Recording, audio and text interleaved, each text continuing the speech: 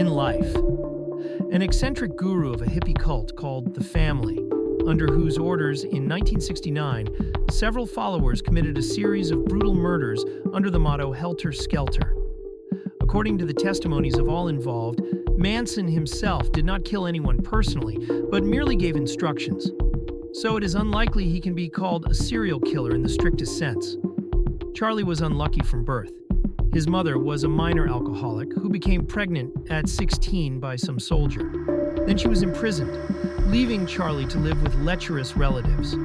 For some reason, his uncle dressed him in a women's dress.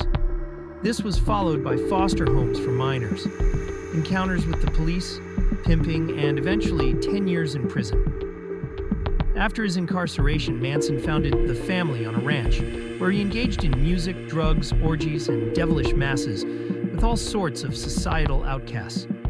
Charlie called himself a being between Jesus and the devil, and claimed to have received a message about an impending war between the black and white races through the Beatles' song Helter Skelter.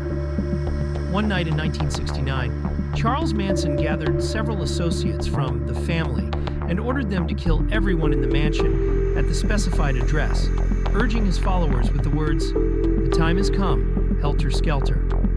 Under the killer's feet fell the pregnant actress Sharon Tate, wife of Roman Polanski, and several of her friends. The very next day, Helter Skelter happened again. Charlie Manson and his accomplices carried out a bloody massacre in another house.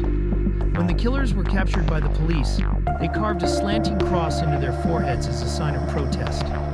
7 members of the Family, including Manson, were sentenced to death in the gas chamber. However, the sentences were soon commuted to life imprisonment. Even behind bars, the aging legend continued to attract young admirers. With one of them, he almost got married, but she turned out to be a con artist seeking fame and profit.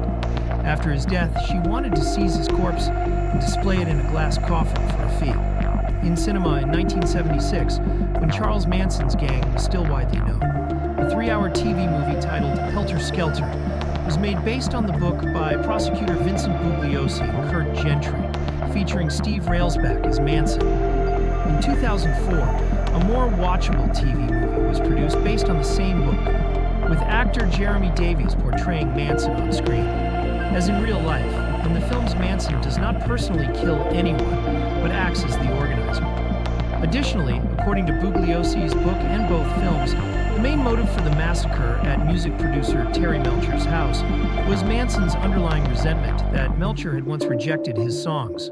However, Manson himself firmly denied such theories.